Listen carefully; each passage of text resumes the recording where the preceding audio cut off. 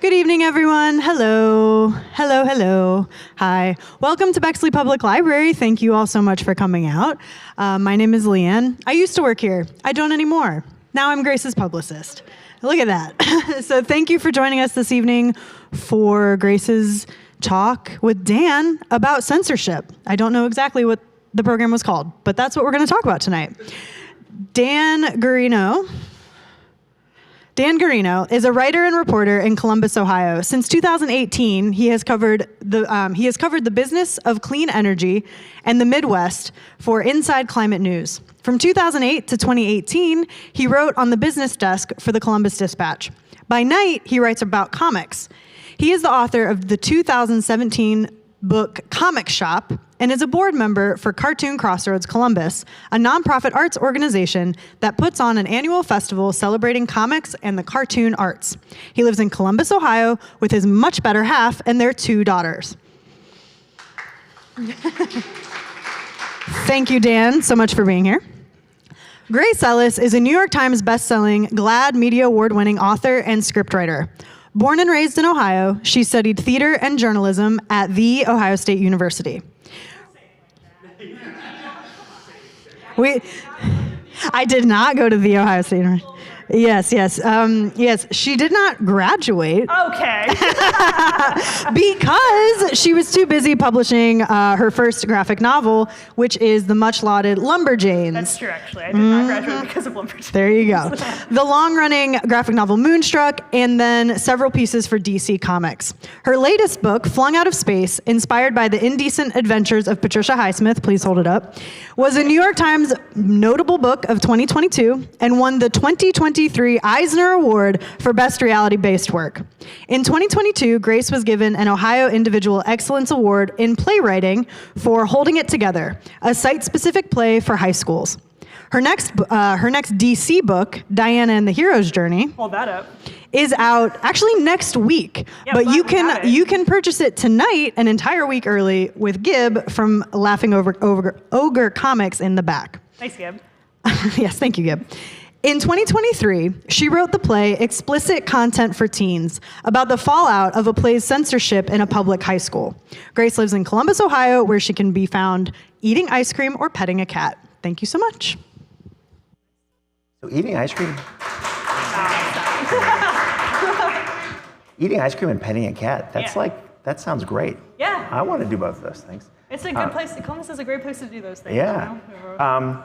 So just to get it out of the way first, as I was telling Grace before this, I have just been reading Flung Out of Space, and just so I don't spend 45 minutes talking about how great this book is, I'm going to just say this now. This is a great book, and everyone should read it. And I sit next to you on stage while you say nice things about me. I just need to get, and Grace heard the longer version of this, but yeah, it's very well done in just about every facet of how something like this could be well done. But now that that's out of the way, Grace, I wanted to start with probably the first question you get almost every time you do something like this, but it's, and that is, how did you get into comics? And just to kind of get there, where are you from originally? Okay, so I'm originally from Sandusky, like right on the lake. Go to Cedar Point all the time, et cetera. You know how it is. And when I was a kid, comic books for kids were not what they are now. You know, Raina Telgemeier wasn't like a whole thing yet. We hadn't entered this new age of comics for kids. Anime hadn't even really made it over. You might be able to like find a stray Sailor Moon or something. So I grew up reading newspaper strips, like almost exclusively. That was my comics diet. But I was like voracious for these newspaper strips. I read like everything that the Sandusky Register ran every single day and on Sundays. I was obsessed with them. And then one Christmas I got like the Essential Calvin and Hobbes, and it was game over. I was hooked forever because Calvin and Hobbes is just like next level. I mean, the rest of us in comics we're just gonna be chasing Calvin and Hobbes forever because it's the best thing that you could possibly do with comics. So I don't know that it ever really occurred to me that there was a person who woke up in the morning and like drew Garfield. I kind of think that maybe my feeling was Garfield just kind of like popped into the world every day, and here it is. So I went to school for theater and journalism at The Ohio State University. Thank you so much, Leanne. I really wanted to write scripts for theater, but I needed, this sounds so silly, I really wanted like a safe career in journalism, a notoriously stable field. But it was a good combo because the way I pitched it to my very skeptical advisors was it's about collecting information and presenting information. And I really love writing scripts. There's a very long backstory. This is like also a very long way to answer this question. I made a friend, didn't really know what that friend did. It turned out she was an editor at Boom Studios. She asked if I wanted to do like a fun little side project. I was like, yeah, it's like a fun little side project, and then I'll get back to doing the very serious work of theater. And it was Lumberjanes, and here we are. You know, as soon as I started writing comics, I mean, Lumberjanes, issue #1 of Lumberjanes was the very first comic I ever wrote. It was just like bursting out of me, I guess. It was all those just like decades of reading newspaper comics, just like rattling around in my brain, and then I puked it out, you know? That should be a cover line. I puked it out. I puked it out. That's our working headline for this. So how would you describe Lumberjanes to somebody who's never read it? Okay, great question. Working on this pitch all the time. First of all, the target, we figured out at CXC that the real target demographic for Lumberjanes is girls who just came from a soccer game. You know, and there were a bunch at CXC because I was there on Saturday, like right after all the girls finished their soccer games.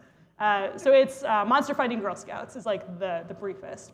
The slightly longer version is there's these girls at this summer camp. Summer seems to be going on for a lot longer than usual, and there's something weird happening in the woods. It's got a very Saturday morning cartoon spirit to it, I think. Mm-hmm. So you do this first thing, and it's this great success. Yeah. It's something that's in just about every library. I'm sure they have a copy of some of that stuff here. So did you pretty much have to work almost exclusively in comics because the first thing you did was just this crazy success? That's a great question. I think after this one, I wanted to keep going. And it definitely wasn't a straight line. I worked at the Gateway Film Center for a while before I figured out how to write so much. I mean, especially like Lumberjanes, like a monthly comic. That's tough to keep up with.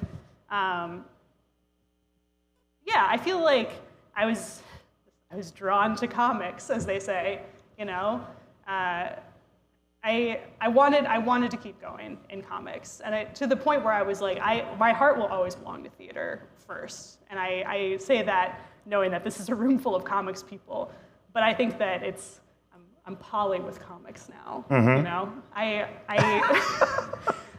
that's the new working headline is poly with comics. Okay. Unfortunately, yeah, I really love it. I think that there are things that you can do in the comics medium that you cannot do in anything else.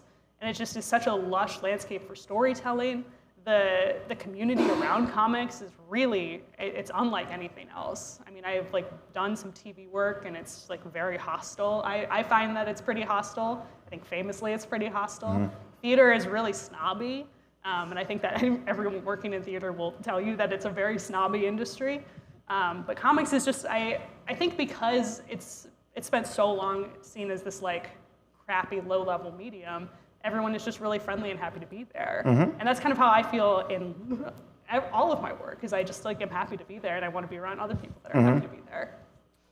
So I feel like with graphic novels, partly because it is, for a lot of libraries, it's a category that they have not stocked for decades. Good yes. graphic novel sections are relatively recent. So many graphic novels have been restricted in some way, or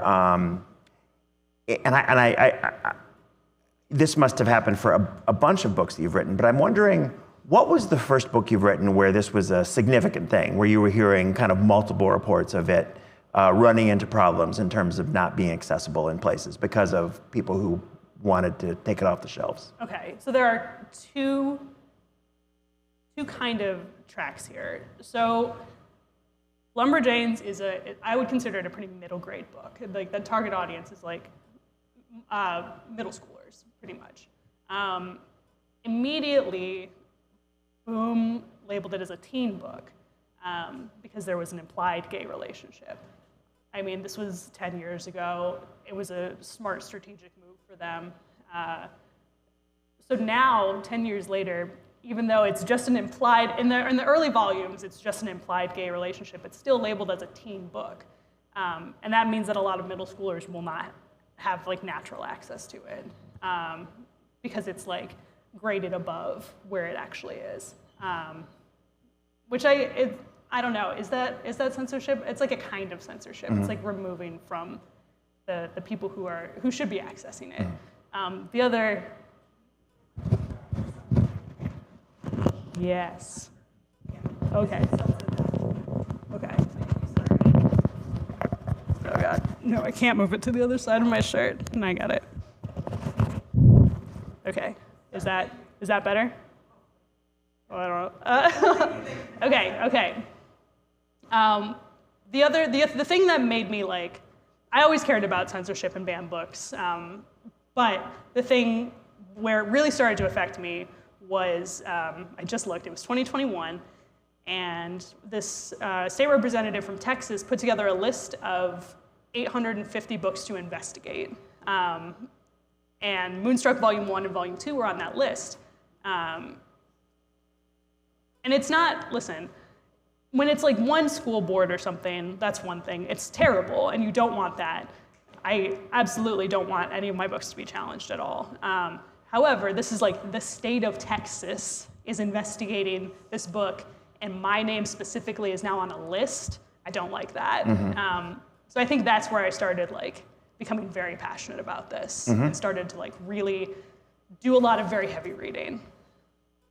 Yeah, because I would guess just with Lumberjanes and then Moonstruck, I would guess that Lumberjanes would be one where you would get kind of maybe some like arched eyebrows, but not like torches and pitchforks. That's exactly it. But I would think right. Moonstruck might be getting into torches and pitchforks territory in some places. There are two girls in love on the cover of Moonstruck, and I think that is a little more than a raised eyebrow from some people. So when you show up on this list, how do you find out about it? Like who told you? Oh, good question. I think I found out myself because here's the truth, which is that every time there's a banned books list, I like open it up as the long list if I can find it and Command F my name, and just kind of inevitably waited for something to show up, and it finally did on like one of the worst ones, but also one of the longest ones. So okay. Yeah, I'm pretty sure that I found it myself, which is a terrible way to do it because you can't even commiserate with someone. Yeah. You have to send it to other people and be like, I'm so oppressed now, look at this. Yeah. Well, and I would think that, Moonstruck might be a good example. It is a good example just for framing a discussion of censorship because the book itself is just so incredibly wholesome. Yeah. It's like, there are some books that are at the center of censorship debates where you could have a serious discussion about what age levels it's appropriate for. Sure. But I would think I could hand Moonstruck to anybody. Right? That's the thing is like there's like not really any content that is controversial in Moonstruck except that they are gay, and that's just kind of like a fact about it. That's also kind of like, here's a transition, kind of like the premise of explicit content for teens a little bit. Can I talk about it? Yeah, please do. Great. So Explicit Content for Teens is a play that I wrote with Gahanna Ling in high school. I had basically a 3-year residency with them, which is the way to do it. So I worked like really, really closely with these kids. And censorship was a topic that was kind of on everybody's minds. I can get into that a little bit if you want. But so we came up with this, it's a full-length play. The premise of the play is that there is a drama club that wants to do a show, and there's a school board meeting to determine whether or not they can do the show. The drama club meets in secret and reads portions of the show that's in question. And then at the end, the school board, which is the audience of their parents, their real parents, votes on whether they can do the show or not, based on what they've seen about the show. Now, the show within the show is a fictional show. Yes. Oh no, embarrassing. So, I'm so sorry. The show within the show is from 1952. It's not real. And in this fictional show within a show, it's possibly implied that there is a gay relationship in the middle, but it's not really clear, and historically, fictionally, it's not been played that way. It's just like a straight up comedy. But with our 2023 brains, we look at this and we can understand that this is meant to be a gay relationship. Theater censorship is kind of a different animal than book banning. It's very specific because there's only, like, we're all doing the same show. And here's a fun statistic, which is a national statistic. When they surveyed high school drama teachers, 67% of them said that fear of censorship had influenced their decisions on what shows they would do this school year. That's crazy. But you can't blame them, you know? People don't feel like they need to stick their necks out on this issue. Your livelihood is on the line. I understand that. I would maybe argue that some of you should probably start sticking your necks out for this issue, because I think capitulating to censorship is a pretty good way to make sure that it gets worse. And you're also never going to please everyone. So have the courage of your convictions to do the shows you want to do. Anyway, so that's explicit content for teens. I forget what we were talking about. Well, so with explicit content for teens, how did that go over, both with the students and with the just that whole community? You know? Yeah.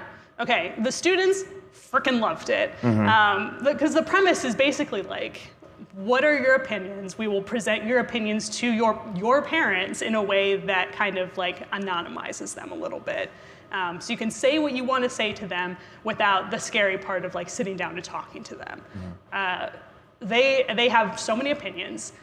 Students' voices are not really heard on this subject very often because it's really hard to talk to students about censorship in general.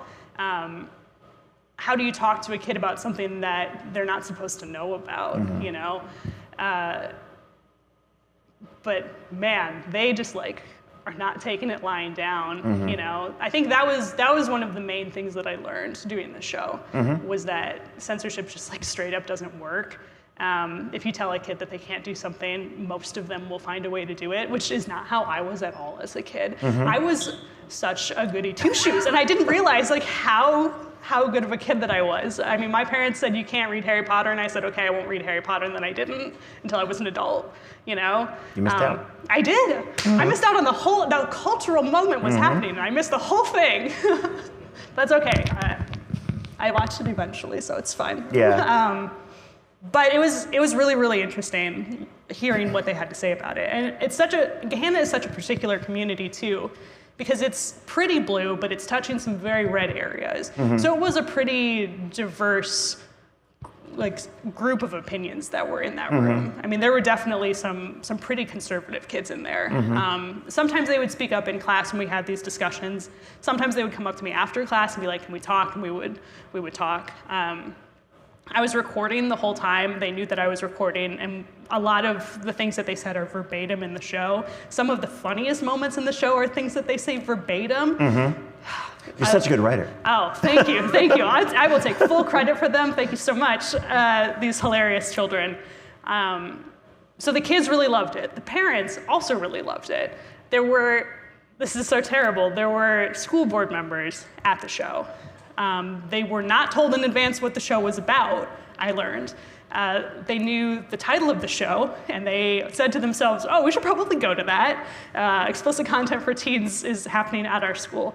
But they cried. They cried at that show. School board members cried? The school board members cried at the show. Whoa. I mean, wow. So was this just a one-off project, or is this something that, what happens with that material now? Great question. So we had a reading last weekend at Ohio State. It was great. Doing it at a college was a very different experience because the environment is very different. For example, when we voted at Gahanna whether or not they should do the show, the Gahanna said, yes, you can do the show, but it was not anywhere near unanimous. There were plenty of people that said no. And a big part of the show is like a talk back afterward where we like have a chance to really air out some of these things. When we did it at Ohio State, it was unanimously yes. And as soon as it happened, I was like, oh, of course the college says yes, because like part of college is like saying yes to things like this. So it was a really interesting experiment to do it that way. What's happening now is I am sending it to high school directors. So if you know any high school theater directors that want to do kind of, I guess, a spicy show that everyone is actively afraid of doing, because so far everyone has said, that sounds great, and then they read the script and they say, oh no, even though there's nothing in it, there's no content in it that is objectionable at all. Yeah. And that's like that's not even me editorializing. There is an implied gay relationship, and that is enough for people to say, oh no. Wow. Yeah. So I feel like in discussions of censorship, I mean, and especially discussions of censorship in comics, we see examples like, for like Jeff Smith's Bone is one that has been banned. And Really? For what? well, Too good. Yeah, just Yeah. being too good, guilty of being too good. But it's like, and there are examples like that where it's just like, why? And this is just profoundly dumb. Yeah. For really young kids, there's some elements that might be scary, but it's just so every kid should be reading Bone. Every human should be reading Bone. I agree. But that's an example. I feel like for people who really want to, it's not a straw man. I mean, to say like Bone's an example of censorship. Yeah. I mean, it's almost a more interesting discussion. I mean, you don't even need to pick out a specific book, but if you just think of the hypothetical thing that is inappropriate, Yes. Whatever your brain says should Okay. not be a hypothetical 12-year-old. Okay. That 12-year-old should not be reading that thing. It's Okay. like, it's gonna... An issue of Playboy. Or something like that. That's one of my favorite examples. Yeah. Because it's like, sure, we kind Okay, of all agree. so, but not necessarily. Well, we can talk about that some So more. it's Anyway, go ahead. like what are the parameters of the thought process about censorship? Like, can reasonable people agree that not 100% of all content in the universe should be available to 100% of all people? I mean, I think so. I'm being ridiculous, but Yes. Yeah. I hope that we can all agree on that. Yeah. And I think that you're circling a really important point here, Yeah. which is that everyone does have a line, and we're just disagreeing on where to draw it. Yeah. And I think that I have a couple thoughts. The first thought is that this is a process question. Yep. It's not so much about like how individuals feel about it. It's like we need to think about like what the purpose of a library is and defer to the experts if that's what we've decided. If we've decided it's a community vote, then we'll do that. But it's a question of the process happening. I actually, to be perfectly honest, don't really have a problem with the concept of book challenges. I think it's totally fine. I mean, that's used and abused by people from all points of the political spectrum. And like honestly, if it's a book that you read and you genuinely feel like there is a question about it, sure, we can definitely talk about it. But the talking about it is important, and the process that happens after that is equally important as far as I'm concerned. I also think that this is a question for people who are experts on childhood development. Listen, one of the things about explicit content for teens that was really important to me was to not center my own opinions. I think that it's a pretty even-handed show. In talking to people, it seems like we all kind of agree that it's a pretty even-handed show. I mean, there's like instances of homophobia and misogyny on stage, which I think is like important for like the context of the show. If people are going to have a conversation about these things, then they need to feel like they are in an environment where like those opinions are the kinds of opinions they can share. All of this to say, I am just a lay person, and my personal opinion is not more important than anyone else's. I think that many of the loudest voices in this conversation could do well to remember that, unless they are literally an expert on childhood development. But that's also just my personal opinion. Well, I almost wonder if, looking at some of these debates that take place in like state legislatures and in Congress, you'll see people like reading excerpts from books that, and then they'll say, oh, and they want to put this in the library for some really young age to read. And I think that's almost never true. Well, which is yeah, but and I think when I'm reading that, like, what I often think is, well, yeah, I wouldn't want to give that excerpt you just read to like a first grader. Sure. But I think a high schooler should be able to have that. Right. And but why? It's almost like we're not really talking about what we're really talking about, Yes. right? Yes. I mean, what we're really talking about is that a lot of these books are depicting people of color or they're Yeah. depicting LGBT people, and a lot of the people who don't want that to be in libraries Yes. just are uncomfortable with the material. It's not a matter of appropriateness, right? Right. I mean, is that a gross oversimplification? Because I feel like it might be. No. I definitely, yes, the statistics bear that out. Most of the books that are being challenged and banned are books, most of them are LGBTQ books, followed immediately by books about people of color. So it's definitely a targeted attack, I guess you would say. I think there's a lot of rhetoric that's like, and I don't necessarily disagree with this, which is that by banning these books, it's marginalizing these identities and marginalizing these people. And I don't think that's untrue. I think that there's a lot of truth in that. But I think that when you paint with that broad of a brush, you lose a lot of the details, especially the main question, which is like, why? Why are we targeting gay people, for example? And I think it's because the thought process seems to be gay people equals we're automatically talking about sex in some way, which is not true at all. I mean, I am a gay person and I am not having sex currently, so that's just not accurate. You know, there are gay people that exist and they do tons of things. So I think that maybe starting the conversation from that point of like, what's really going on here is maybe more productive in general than being like, you're homophobic, because the response to that is, no, I'm not, and that's the end of the conversation. But I think that you're definitely right that there is a lack of authenticity in this conversation that is really unproductive, where people just are afraid to be honest. This is something that came up the opposite direction at OSU, where everyone was having a jolly time. We were all talking about how much we hate censorship. True, fair, we love that. And then someone said, obviously we should ban books with racist content. And everyone was like, do we all agree with that? And we just kind of moved on because everyone was afraid of confronting that.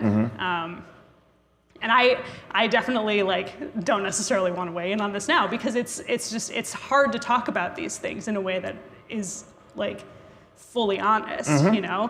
I mean, I'll always err on the side of just like, let's air it all out. Let's like put Mein Kampf on the shelf and then talk about it afterward, you know? Well, and this is something else where, I mean, comics there's so much comics material that is great, but has super troubling elements to it. I mean, you look at some of Karl Barks's Disney comics, you look at Will Eisner's stuff, his early stuff, and or you just look at so many mainstream comics where you pick up something from the mid-1960s and you're just kind of appalled by but is the answer taking those things off the shelf? I don't think it is. And sometimes that is what happens. Opinion, and sometimes though that's what happens. And you know, and the idea is, should this only be read by academics? Like, are only academics mature enough to be able to read early Karl Barks, Donald Duck comics? You know, it's like where they're depicting, you know, really racist caricatures. And I just think, I mean, the one solution to this is having some sort of editor's note or something saying this is the way that this is being depicted is not okay today. You know, et cetera, et cetera.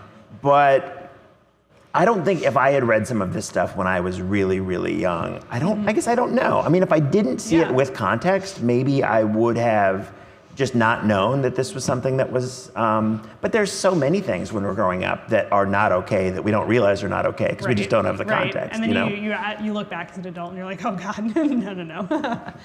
So if we were gonna like, you know, if we were going to like declare the beginning of an honest conversation about censorship, like it seems like, I mean, you're talking about this process element, which is so important.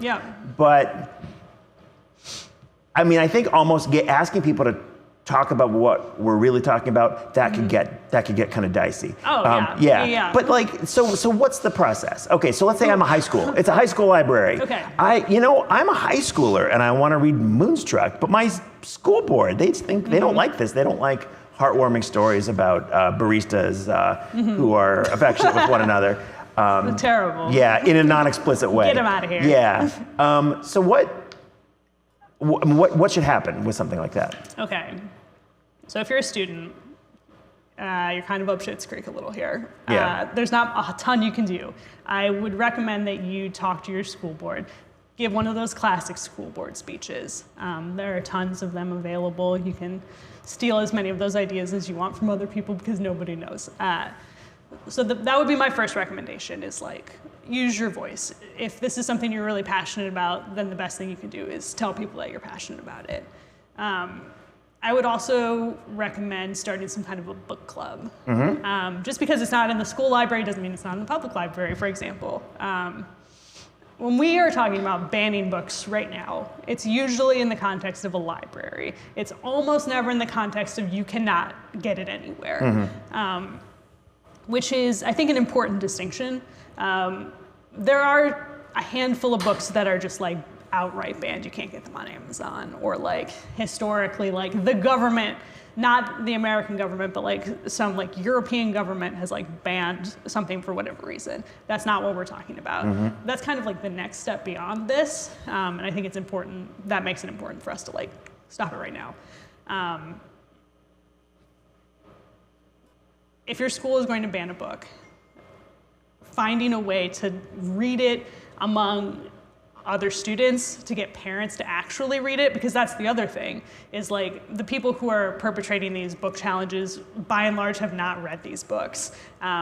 Once again, that's not me editorializing, that's like factually what's happening here.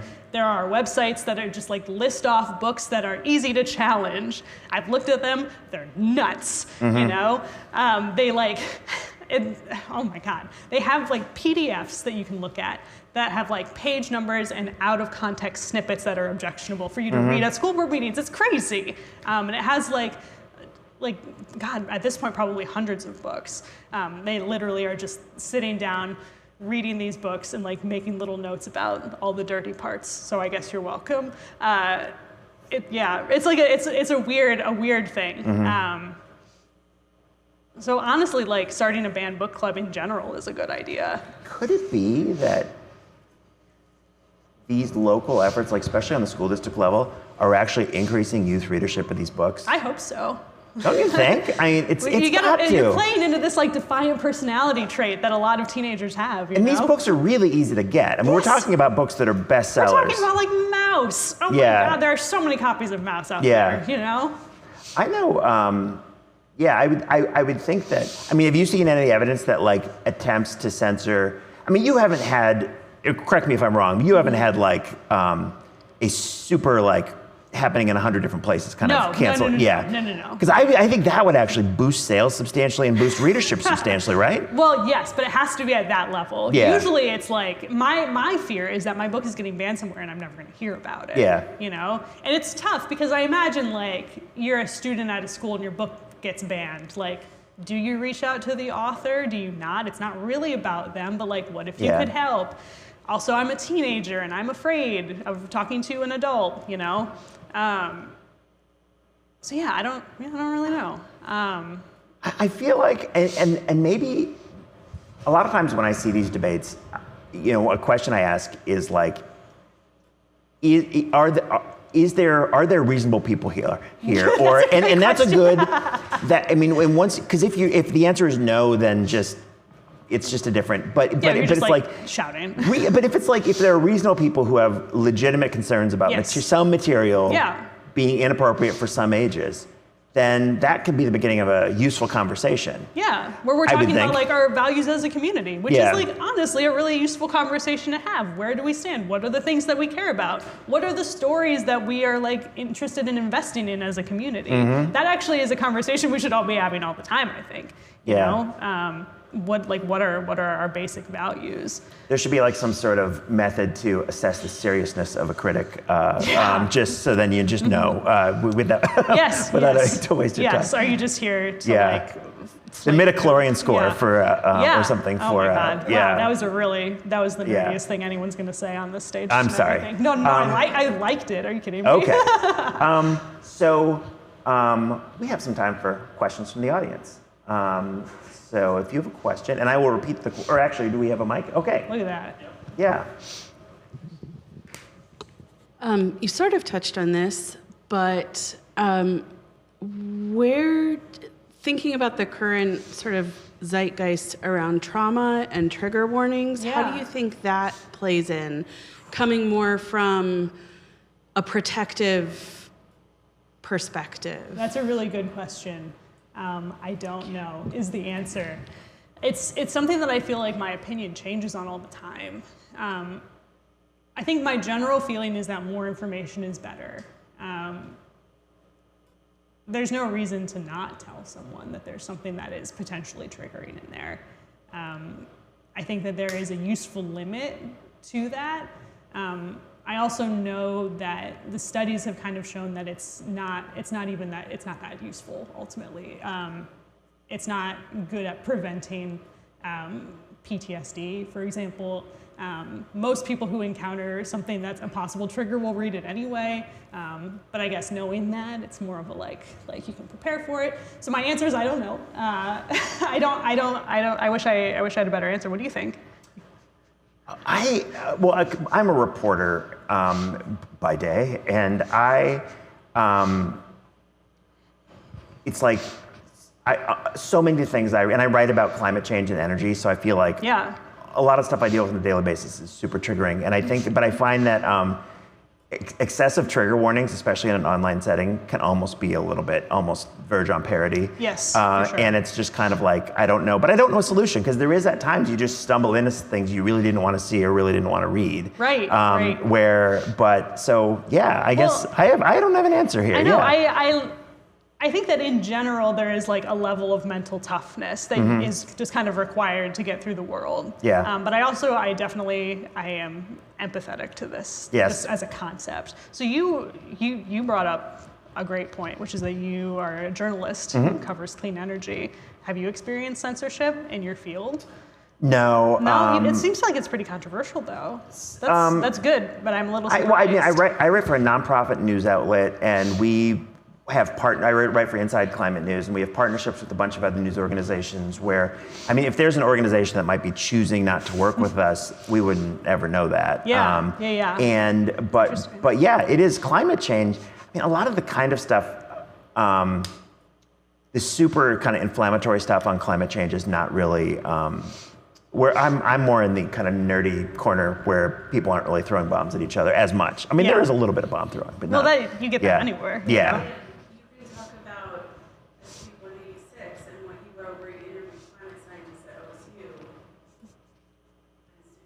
Yes. So what someone in the audience just said was that who happens to be my spouse, was saying that I wrote about this legislation in Ohio that basically restricts a lot of stuff at universities, state universities and colleges, and led to concerns that teachers of climate science would be restricted in what they could say about climate science, yeah, it's. That's certainly not censoring what I write, but there is this kind of this aura of censorship and just kind of not wanting to write about climate science, which is kind of ridiculous. But I don't see it gaining traction in any serious way among any kind of serious bodies. Well, that's good. But when you look at what the actual proposal is in Ohio, it's not. It's not necessarily great for higher education, but it is not going to destroy science or anything like that. I think that's kind of like another important thing though that we've kind of been circling, which is like, if you are not allowed to teach about climate science, that doesn't mean that the climate science isn't happening and it's not real. It just means that you are now misinformed or uninformed about it. And it's true about if you're not allowed to read Maus, it doesn't mean the Holocaust didn't happen. If you're not allowed to read Moonstruck, it doesn't mean that there aren't gay people. There aren't gay werewolves, unfortunately, but the gay people are still out there. Do we know that there aren't gay werewolves? That's a great point. Yeah. I don't think that we know that for sure. Yeah. Any other questions? It's interesting that we're having this discussion in Bexley because last year the students, 2 weeks before their performance of Music Man, refused to do it because it was sexist and racist.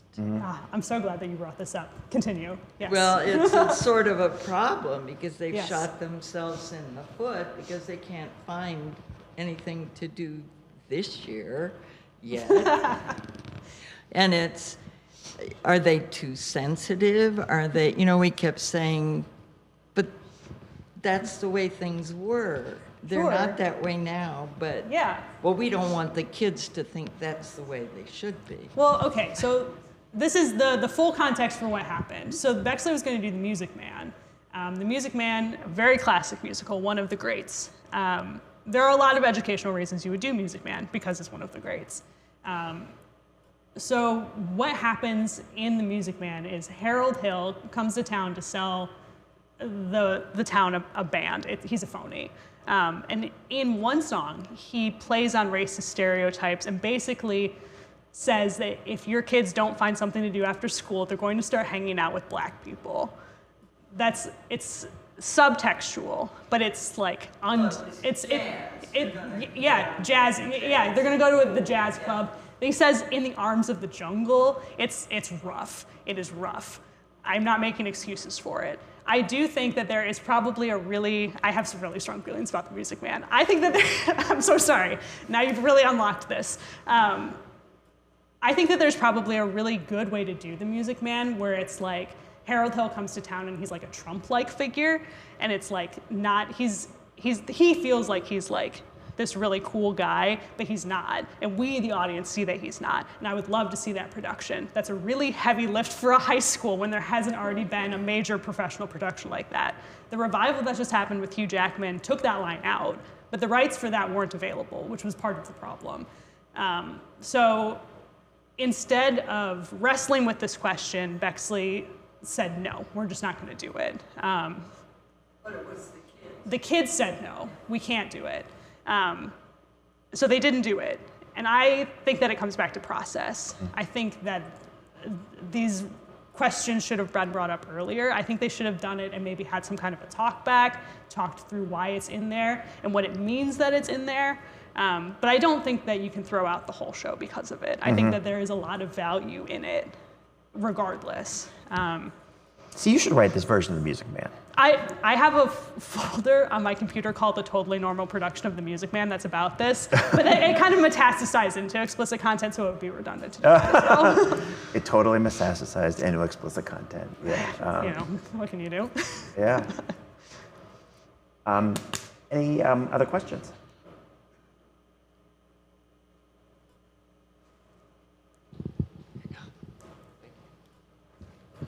Grace, you talked about the chilling effect that this might have on different groups. Have you noticed or have heard anything about a chilling effect on publishers wanting to steer clear of certain topics? Or this is a great question. Yes. Okay. So I was recently at an author town hall. I won't tell you what the organization was, but it was an author town hall, and we were talking about this.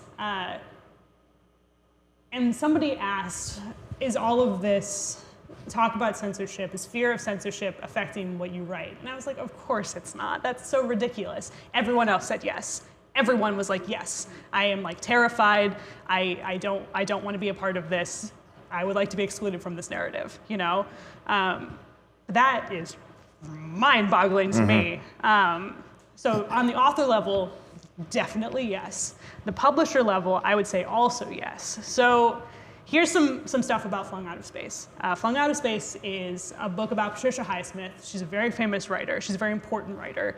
I feel really good about this book. It was an important story to tell that had not been told. It's about the history of comics. It's about the history of American literature.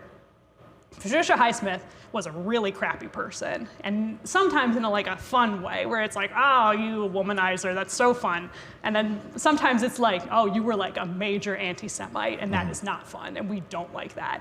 But I have made you the protagonist of this book, so I think it required me to think about what that means, and like within the time period that she lived, like she was really, everyone who knew her was obsessed with her. They found her so charming, they found her so fun, but she had these really bigoted beliefs. So what does that say about her and the society that she lived in? And how can I present that in this book in a way that is coherent? So we put those things in the book, and we wrote a foreword to the book. And in the foreword, I talk a little bit about like the fact that it's an important story. These are the things that you will encounter in this book. Here's why they're there. Here's why she's important. There we go. And the way that we landed on that was they brought in two sensitivity readers. Sensitivity readers are kind of new in publishing. It's basically like if you're writing about a marginalized group, you bring in someone from that marginalized group to read your book and give you feedback on it. I think that this is a concept that is good in theory. It worked really well for us, but it doesn't always work for everyone else. I think a lot of the time, there are no rules, there's no training for being a sensitivity reader. Your job is to be as offended as possible. And I think that what you can end up with is stuff that's kind of toothless. I mean, if we had listened to everything that the sensitivity readers had said, we would not have been able to publish this book. And the first sensitivity reader we had did not want us to publish this book. They outright said, like, I don't think that you should publish this book. And we were like, but we're going to, and if you're not going to help us, we'll get someone else. And that's just kind of like the world that we live in now.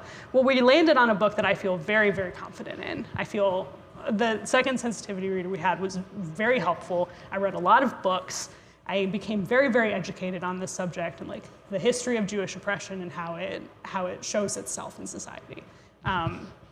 And what I landed on was a book that I will go to the mat for and defend. So it ended up being good, but it was a long road to get there. So I feel like that note at the beginning of the book, actually, my impression is that it's like I went in expecting this depiction of somebody who was awful. Yeah. And she's actually a little bit more sympathetic because I'm just like, oh, this person is the worst. Yes, the worst. Right. But it's like, but you know, because it starts with this note about, you know, we're not forgiving this awful person.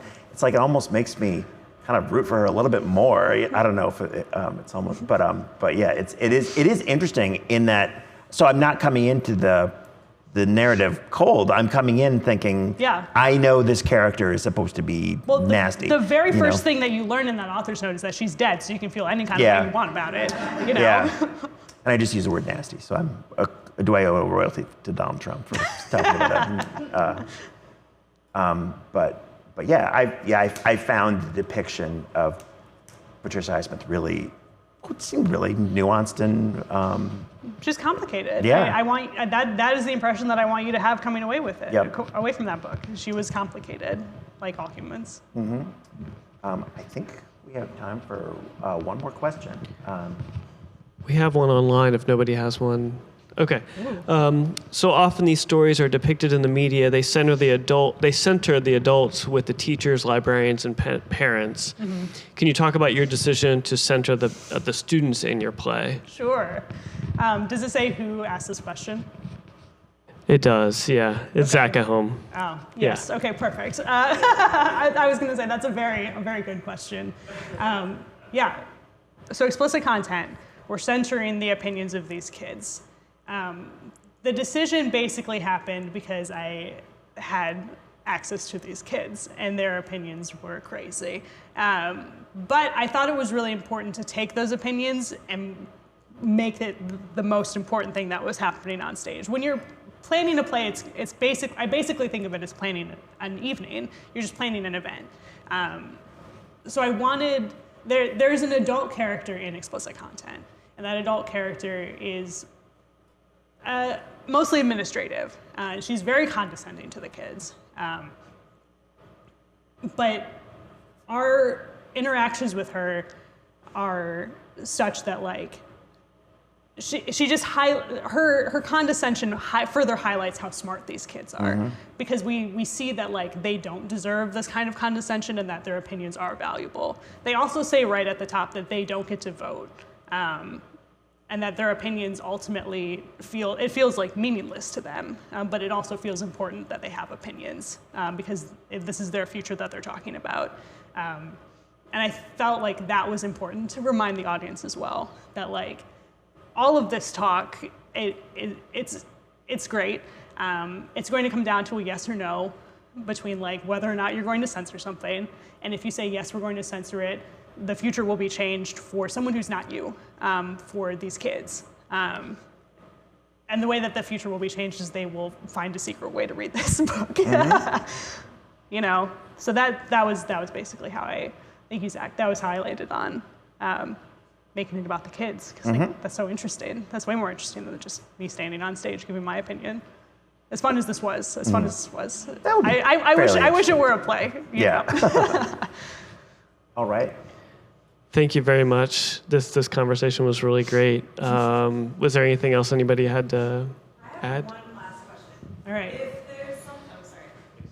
Hi. If there was one thing that if you could wave a magic wand, pie in the sky, that you could ask teachers, librarians, parents, community members to do if people wanted to get involved in their own community, because it seems like people who are aggressively challenging books, like you said, there's organized communities, particularly online, that have lists and like, here's exactly what you say, go to your school board meeting. Yeah.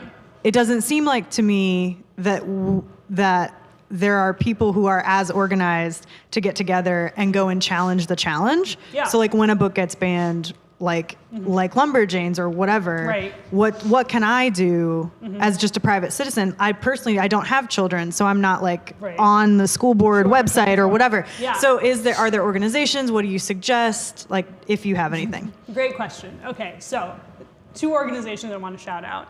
First is Red, Wine, and Blue. They are an Ohio-based but national organization of suburban moms is basically their thing. They have a banned book club. They're very, very well informed. They have I've realized a very aggressive email list that you can get on. PEN America, I will always, always promote. PEN America wrote the talkback questions for explicit content. They're a free expression organization. They're like very representative of authors. I think that the people that work there are just straight up geniuses. They have such nuanced ideas. There's a book that I would recommend. It's called Dare to Speak by Suzanne Nossel. She's the CEO of PEN America. But it's her take is basically like, how can we be like empathetic humans and still promote free speech? It's brilliant. If you're really, really interested in taking a very deep dive in free speech, Dare to Speak is a great place to start. If you are just a private person and you are like, I am concerned for the moment when a book challenge happens eventually, because it probably will at some point, talk to librarians about the process for what happens if someone challenges a book. For example, I talked to the head librarian at Bexley Schools. He was very terrified of my email because I was asking him about book bans. But what I learned was that he's been there for so long and no one has ever challenged a book, so there's not really a process in place. So maybe getting involved and kind of running like a book banning fire drill, basically, where you're learning like, what will happen if somebody tries to ban a book? What is that process like? I'll tell you the first thing that needs to happen is the book needs to stay on the shelf while the challenge is happening, for example. But yeah, read a bunch of banned books, talk to each other in as authentic of a way as possible about your opinions. That's my suggestion. And support your local library. The Bexley Library is great, and I really mean that. Not just because they had hosted this event, just in general.